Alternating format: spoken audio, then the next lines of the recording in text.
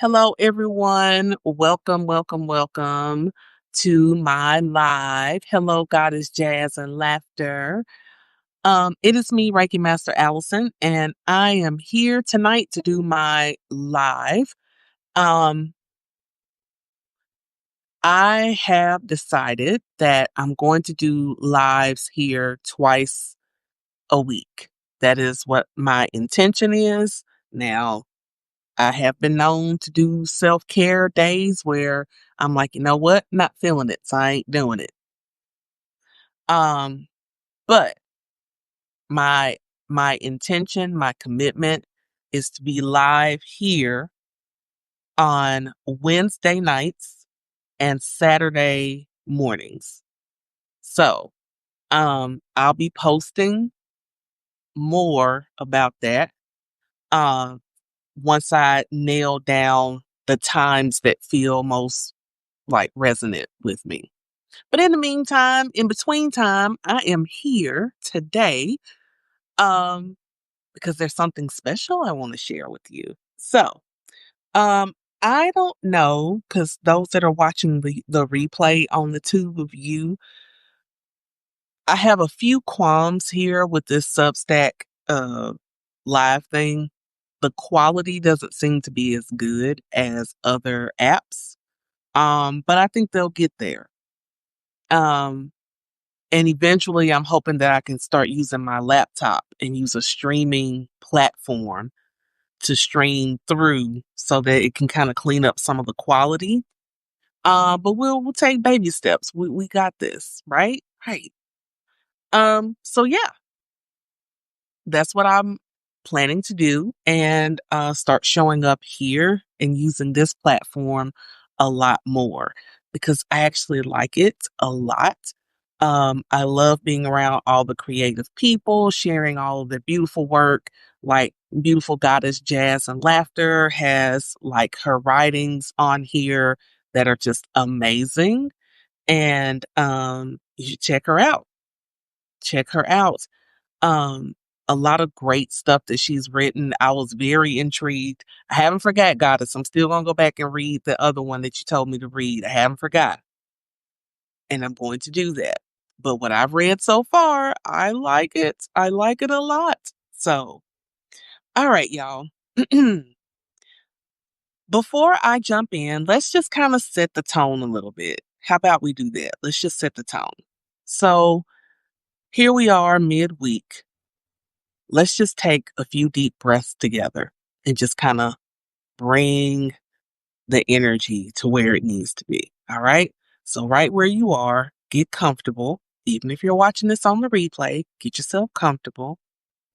And you can keep your eyes open or you can close them, doesn't matter to me. I just want you to make sure that you are bringing your attention inward. Okay. So, what we're going to do, what I would like for you to do is first, if you close your eyes. Don't worry about what I'm doing right now because I'm just doing what you're doing. I'm closing my eyes. So close your eyes. Bring your attention to center, to you. And right now, I just want you to focus on the natural rhythm of your breathing. I don't want you to do anything else. Just concentrate on that.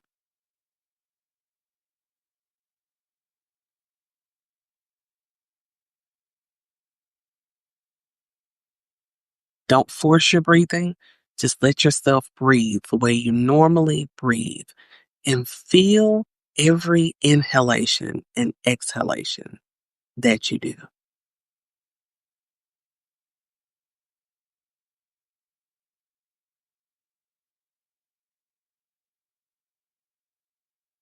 Feel how your body just naturally does wonderfully with your heartbeat and your breathing. And it's just so beautiful how our body just works. And we don't even have to really do anything for it to happen. And just breathe. Now, I want you to just do like a little scan, energetic scan over your body from head to toe and just see where in your body, where do you feel a little discomfort. Maybe just need just a little bit of love. Maybe you got a little soreness in your back, or you work, all day, you're sitting down or you're standing up and you just feel discomfort in your body right now. Scan and see where that discomfort is. And when you find that part of you, send a little love. Send a little love by way of the breath. Mhm.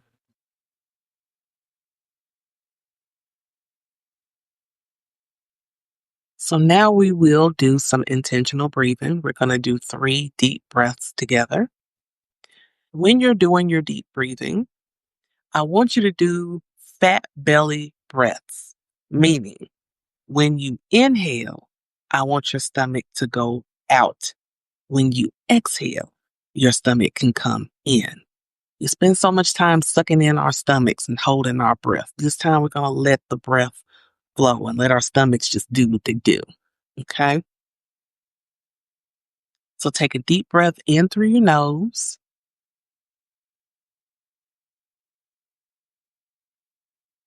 and exhale slowly through your mouth.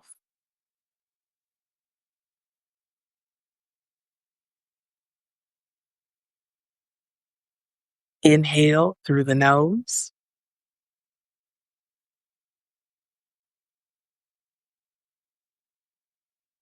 and exhale slowly through the mouth.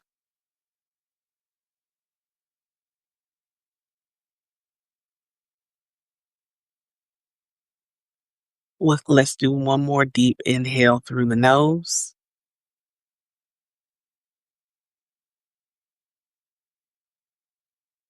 Hold it and exhale through the mouth.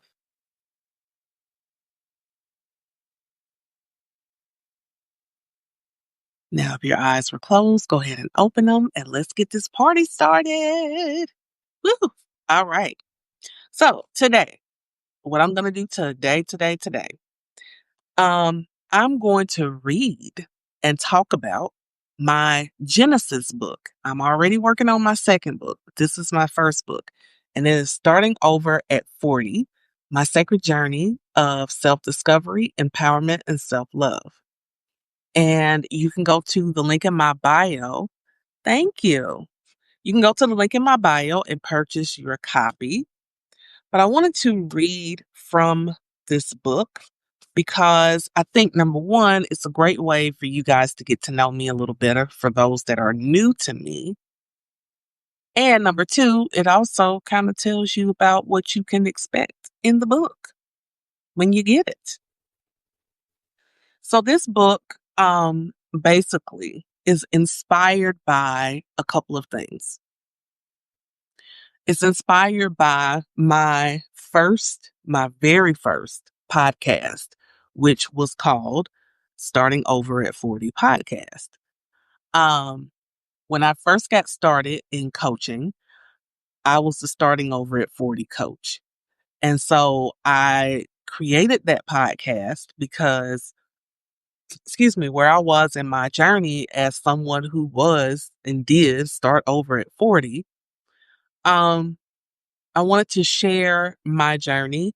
I also wanted to talk to other beautiful women who were also coaching and healing, and let them tell their stories of their journey of how they started over at 40. So this book has transcripts from that podcast.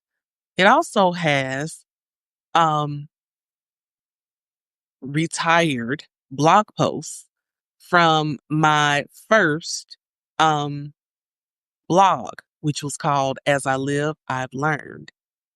And that blog was on Blogger. If you remember Blogger, yeah, I'm dating myself, but I don't care. Blogger is what that blog was on. And I enjoyed blogging. I've always loved writing. I've been writing since I was a kid. You know, I always think about good. I always think about how I really am thankful that I found my voice again. So that, hello, beautiful goddess Christine. Thank you for attending. Um, I'm glad that I found my voice again when it comes to writing, because for a while I think my voice was gone. And I don't think it was gone. I think it was dormant. And I'm glad that I gave myself permission to step out there and, write and everything. And it began with me telling, again, my story on my blog. And then that went on to the podcast and then coaching and all those other beautiful things. So this book is an amalgamation of new writings along with those creations. So that is why this book is so important to me because it helps me remember and celebrate those humble beginnings for myself. So today I'm going to be reading the introduction, and I am going to take time um, to kind of talk a little bit about what I was thinking about with this. Maybe have more of a discussion and explain some parts about the book. So let's start it. All right. So, introduction starts with the quote, one of my favorite quotes. It says, "When I dare to be powerful, to use my strength in service of my vision, then it becomes less and less important whether I am afraid." Audre Lorde. This quote is something that I live by and teach my clients to live by as well. Because, yes, as I slowly get closer to 50, and I'll be 50 next month. Hello, beautiful minds think alike. I actually dare to be powerful. With my whole chest, I can say that I know that I am powerful. I know I have strength. This is not to say that there aren't moments of weakness or doubt in my abilities, but I now understand that it's okay for me to lean into my ability to be powerful, to use my strength in service of my vision and for my highest good. I also know that it's okay for me to be afraid, for me to fear my own success and failure at the same time, that it is safe for me to just be, to lean into the divine feminine and divine masculine. It's about balance. Have I always been this way? No, not really. In fact, I spent much of my life hiding, people pleasing, conforming, and performing, being passive and pretending to be strong when all hell's breaking loose. And most of all, not allowing myself to shine bright like a diamond in my Rihanna voice. I would oftentimes allow other well meaning and sometimes not so well meaning people to talk me out of my blessing, my purpose, or hell, anything that I ever wanted to do or try. The me of today would not tolerate a lot of the behaviors that I had back in the day. And when I say back in the day, I mean like maybe a decade ago. The me that I am today is a proud Black businesswoman, spiritual empowerment coach, Reiki Master teacher, and holistic healer.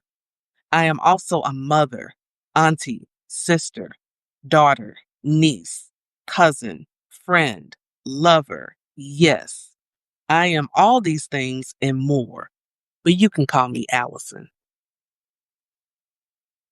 I didn't get to this place in my life by chance. No, this was truly a divine journey that I couldn't have orchestrated or made up if I tried on my best day. This came from not just a spiritual awakening, but a big, fat reality check that hit me like a ton of bricks. And the crazy thing is, I didn't see it coming. I was so focused on where I was that I couldn't see where I was going. I couldn't see where I was being led and have been heading all of my life. At least not until the day where everything shifted and my starting over journey began. Let me start from the beginning. Starting over.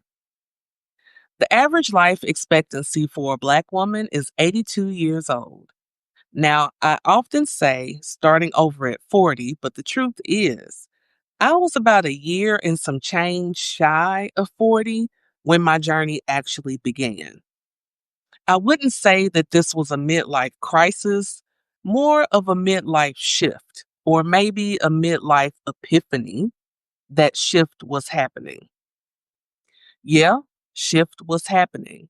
And I needed to make a decision of whether I was going to be a full participant or a spectator yelling from the sidelines. I was good at straddling the fence on being both of these simultaneously, but some decisions needed to be made and fast because life as I knew it was changing fast, and I was not prepared. Let me start from the beginning, sorta. I got pregnant at the young age of 20. I had just finished my second year of college, and to be honest, I don't even know why I went to college fresh out of high school because I wasn't ready. I was immature, as most 18-year-olds are, and not truly clear on what I wanted. I just knew that I wanted to be out of my mom's house and on my own like a big girl. Nevertheless, I made it through the second year of college and I honestly didn't know if I would be returning. Well, I didn't return because I got pregnant. My son was my life, my everything. The sun rose and set on his ass in my mind and in my life. Now remember, I had him at the tender age of 20. Motherhood was a whole new world for me and I loved it. Not always, but for the most part, I loved it. I often share with people that my son and I grew up together because being a young mother made me grow up fast. I wasn't one of the 20 something year olds that got the experience with no kids where you only have to think about you or how every decision affects you and only you. No. Now, every move I made, every decision, every misstep affected him. I took this very seriously. One thing that was constantly preached to me was that when you have kids, your life stops and it's all about the kids. I really wish no one had ever said that to me because I took this and internalized it, lived it, breathed it in every literal sense. So that meant I had no life, no real social life. Didn't date. More to this a little bit later in the book. I promise. I put that on like quotes in parentheses. I didn't dare dream of making big moves. I knew I had to work, pay bills, raise my son, etc. That was my job. Since my son was my life, I never really took time to know me, to find my purpose, my passion, nor was I really encouraged to do so. I mean, everyone around me was doing the same thing, working, paying bills, raising kids. No discussions of dreams, no encouragement to think bigger, no talks of self care, self love, filling your cup. I imagine for many of us Generation Xers and young boomers and some older millennials, it was this way. This mentality, this way of just losing our identity and conforming with what was taught as the norm. Well, all this was about to make a turn that I really wasn't anticipating. But let's go deeper into the identity crisis that happened when my starting over journey began. Story time. So before I go into that story time, I have to say, when I reread this, when I was writing this and then I went back and I reread that part, I really do feel that in my soul. Thank you for the hearts. When I was pregnant, and even before I had my son, it was always told that once you have kids, your life is done. Everything becomes about the kids. Your life is about them. Everything you do is about them. You don't have time for yourself. You don't do things for yourself. Everything is about the kids. And that's basically what I was always told. And what a lot of women in my generation and older were always told and shown is that we put ourselves dead last. And then what ends up happening is those things manifest into depression, which I talk about later in the book of how I did become depressed. And the reason I was depressed is because I wasn't being me.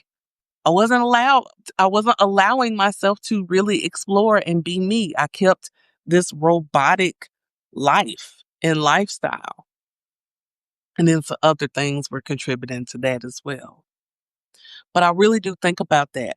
And I'm grateful that a lot of the younger generation, especially since there's social media, because we didn't have that. You know, I didn't have social media. We didn't have social media to tell, what someone over in California that was living differently from, me in Tennessee, or for me to see how a woman in um the UK is living, and we as women can all talk to each other on social media and say, hey, we don't have to just put our kids first. We didn't have that. We didn't have that. So, I often say social media can be a gift and a curse, but I think when it comes to bringing people together, it can be quite the gift. Now, the curse comes with some of the toxic stuff, but that's a discussion for another time. Another time, we'll talk about it. Let's go into the story time. One day, I was watching Iyanla Fix My Life, which was one of my favorite shows. I love Iyanla Van Zandt. I have several of her books. I love that woman. Just putting it out there. In this particular episode, she was attempting to help a young lady who was abducted at birth and raised by her abductor. I won't go far into the details of the episode, but something stuck out at me like a sore thumb, and I couldn't ignore it. When this young lady was born, she was given a name by her birth parents. But after she was taken from them less than 8 hours after she came into this world, she was given another name. So at some point during this episode, Iyanla asked her, "Who are you? Who who are you? Are you Kamaya, which is the name her birth parents had given her? Or are you Alexis, which is the name her abductor gave her?" This poor young lady didn't know how to answer that question. And suddenly, it hit me. The name change, circumstances/environment change gave her a different identity than what was originally given to her. A few weeks after watching this episode, I was introduced to my new accountability partner. See, I was in this group coaching program, and part of the program, you are assigned an accountability partner. Well, the one I was assigned originally wasn't in alignment with me, so I asked my mentor to give me or assign me a new accountability partner. And boy, did she do a great job. She really did. I say that because my partner and I have so much in common. We are both mothers of one child. We're both empty nesters. We're both business women. We're both left handed. And the list goes on and on. And side note, that accountability partner is my BFF now. We're totally BFF. Okay. I know you're like, Allison, what does this have to do with Iyanla? Well, I'm glad you asked. Excuse me. When my accountability partner and I first talked on the phone, we made a discovery at the same damn time. We both, as single mothers, had allowed ourselves to only have one identity. and that was our children's mom. For years, my life, my very identity was Christian's mom. So going back to the episode of Fix My Life, it made me pose the question to myself. Who are you? Who do you identify as being? I really had to think about it. What were the things that I had tied to my identity? I just told you that for years, I was my son's mom. That was my identity. I wore it proudly, still wear it proudly. But here's the problem with that. That's not the totality of who I really am. Although I allowed, yes, that's right, allowed myself to let that be my only identity, I secretly wanted to show that I was so much more than who I was showing the world. I wanted to be Allison, the name that was given to me at birth, not just the identity of my beautiful life and title, Mom. Many of us go through or are going through an identity crisis, especially when our kids become grown or almost grown. Since so much of our lives are wrapped up in the lives of our children, who we are gets pushed to the background more and more. Not on purpose. At least I don't think it's on purpose. I think because there's so much pressure to be a good mother, and we want to make sure that we give our kids all the love, attention, happiness, etc., that we could possibly give them. So, in many cases, that means we make sacrifices.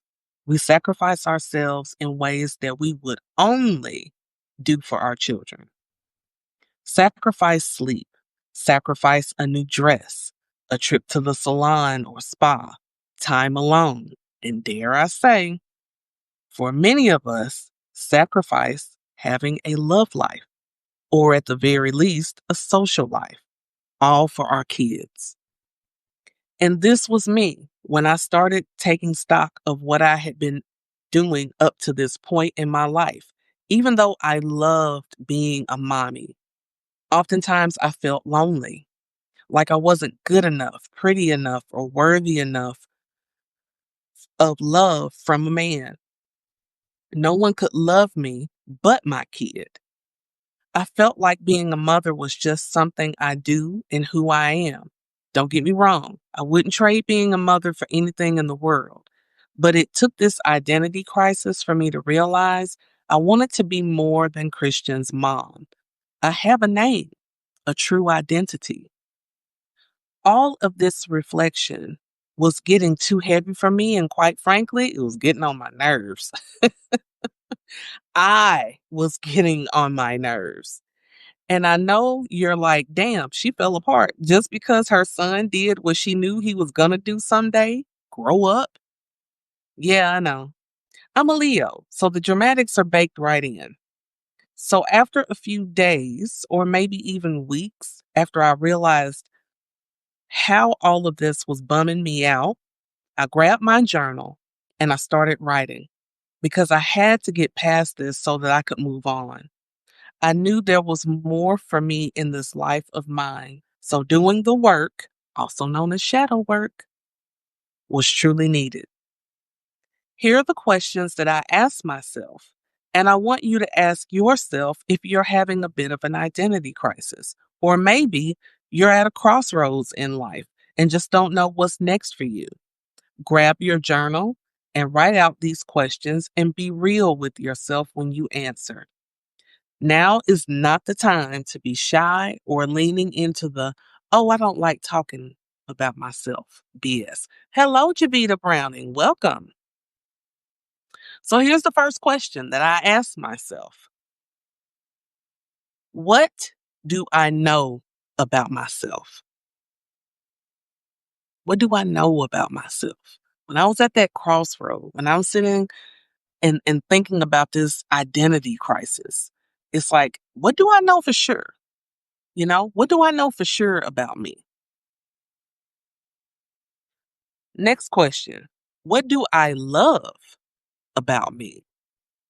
See, in order for me to get into that realm of saying, yes, I love me, what is it about me that I love? Because being honest, up to that point, I was struggling with loving myself. I didn't even know how. How am I supposed to love myself? And it's hard to love yourself when you don't know yourself, when you haven't allowed yourself to explore parts of you, when you've denied that for so long. It's hard. It's really hard. The next question, what do others love about me? What do others love about me? You know? So I asked people that knew me, people that I know and trust. I was like, what do you love about me? What makes me so lovable? I want to know. The next question was, what would people be surprised to know about me? That. To get to the heart of that identity crisis so I could come out of my shell, what is something that I kept hidden within myself that would surprise most people who think they know me? Who think they know me? What would be the surprise? What would be the thing about me that would be the surprise? So you ask that. And this is for if you're at a crossroad. Like, here's the thing. Not only at 40, but when we're going through things like menopause and this whole shift in our lives, it's kind of like, and I talked about this once on the Clock app when I was doing a live there. It's kind of like the old you is passing away so that the new you can come forth. Or you can liken it to when you are, the caterpillar and butterfly effect.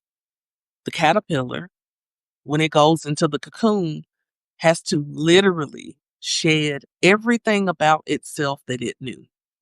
That old identity has to take everything off that made it the caterpillar.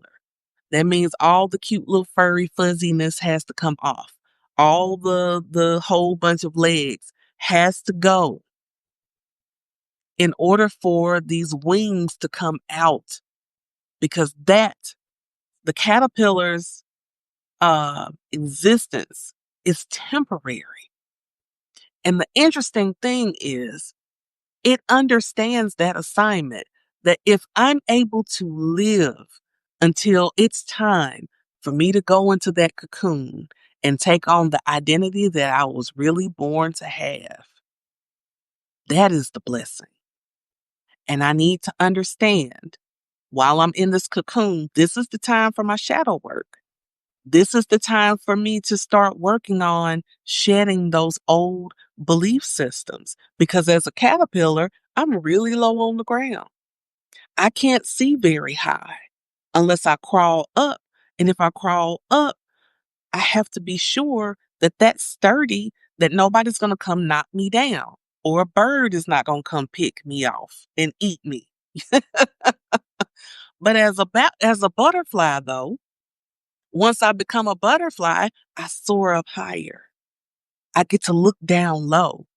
I get to be in this seat of observation and see things that I've never been able to see before, and experience things that I've never been able to experience before. But the only way for that to happen is I have to shed all that old stuff away. And the last question was, what do I want people to know about me? So if I'm now ready to take on this new identity, what is it I want people to know about me? So that is how I started stepping more into this coaching role, because I started realizing how much, between blogging, between doing my podcast, and making posts on social media and really putting myself out there, I was able to just really just be who I am for once in my life. For once in my life. Everything goes back to the song. But for once in my life, I felt more like me when this was happening than I have ever felt in my whole life. Because as a teenager, I hid. I hid a lot because I was always tall. I developed early. I developed back in 5th grade. So, yeah, puberty happened back in 5th grade, and honestly, a little bit before then, but mm, and I was always ashamed. I was ashamed that I was growing boobs before everybody else. I was ashamed that I started my period before everybody else. I was ashamed that I was now developing these curves on my body.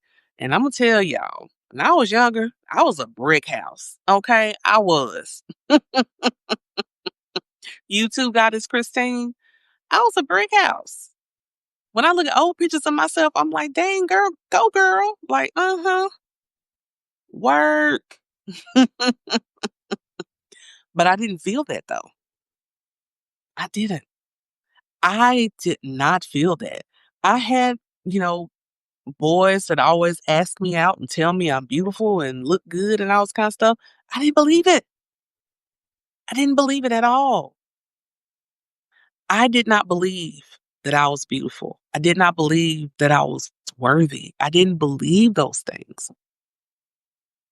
And honestly, and this is just me being real. I didn't even put this in the book because honestly, this is just me thinking right now. It was the pure love of my child to me that showed me really what love was. And once that pure, unconditional love, that's when as I got older, he got older, and this all started happening. I started realizing all of that unconditional love that I had for him, turn it on me. It was time. It was past time. So that's why getting over that identity crisis, and that's kind of why I talk about that first in the book, because that was like a turning tipping point for me in the learning to love myself was that moment of like, holy crap. Is this what I've been doing this whole time? Like, yes, this is what you've been doing, babes. This is what you've been doing. You've not been really being yourself. Like you'll do like a little bit. And see, I did not ever want to be weird because I grew up in a place, not exactly like a big, big city, not a small town, but just not a big, metropolis. It's actually seems a lot bigger now, kind of. Um, but yeah. And, when I was growing up there, it's kind of like everybody, it's kind of like Trick Daddy's when he says, everybody knows somebody that knows somebody that knows something about it. That's the way my hometown is because everybody knows somebody connected in some, "Oh, that's my cousin. Oh, that's my cousin." Or hell, it would be my cousin. So it's not that everybody knew each other, but the connection was just yeah. You couldn't just be in that town and just be lost, in that city and get lost and nobody know you at all. It just wasn't gonna happen. But um, yeah, I just never felt it. I never felt it. And then as I got older and I started learning in this started happening, that's when the self-love journey began because I now understood. somewhat of what that meant. So let me read the last little bit. So, with these questions, this is a nice starting place. Trust me, as we progress in the book, we'll go deeper. Don't worry. Start with these questions. Don't overthink it, but I do encourage you to give it some thought. So, within this book, there are journaling prompts because I'm taking you on this journey with me. And I want you to experience basically what I was experiencing. The questions that I ask, and the affirmations and things that I give, that's real. Those are things that I sat and thought about and used in my own journaling um to help me. So that is me sharing chapter 1, the introduction of my baby, my book. Thank you all for joining. Before I close out, is there any questions? Feel free to ask. And I'm going to take a sip of water.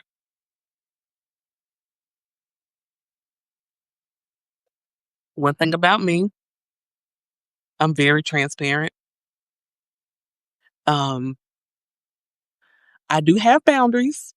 If it's something that I don't want to answer or can't answer or whatever, I'll let you know. But for the most part, thank you. Thank you. Thank you. Thank you. Thank you for being here. And I appreciate that so much from the bottom of my heart. Okay, well, yes, I do. I do teach Reiki. I do. I do. I do. Um, So I have a course. I actually have 2. So let me just back up a bit. So my school is called the Sacred Pathway Academy, and I do have Reiki certification courses there. So you have and let me just say the difference because there are over 30 different kinds of Reiki. I always want to make sure people understand that. I teach the traditional, the OG, which is Usui Reiki. Excuse me. So the the course that I have is self-paced. All of them are self-paced. Why are they self-paced? Well, when I first started teaching, I taught a lot, like back to back to back. Yes, Christine is one of my people. um, I taught it so much that I have so much content around teaching Reiki that it was like, okay, if I put this on autopilot, the people who come in and sign up for it, they'll have so much information, but not so much to give you information overload, but it's just to kind of like drive certain points home. um, I make sure that all of the lessons are not very long, but they're very digestible, um, and thorough. So you have Reiki levels 1 and 2 that's in one course, and it could take you about 6 weeks to get through it. I would encourage you to take your time with it. But one of the things you get is a complimentary session with me to ask me anything at all that you want to ask. So you get like a 30-minute session where we get on Zoom and, depending on where you are in the course, I would say hold that until you get like quite a bit of the content under your belt. And then that way you have a better sense of what you want to ask me.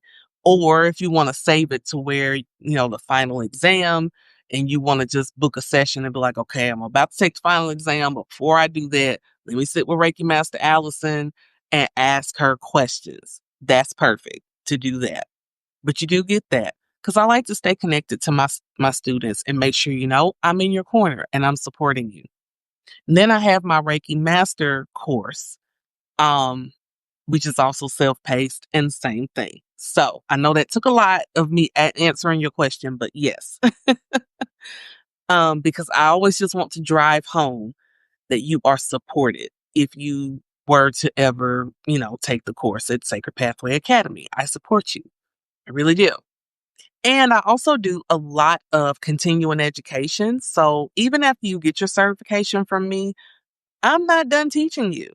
I will send you invites for continuing education to help you build your skills, your confidence, etc. So I'm a very I'm a very good and thorough teacher.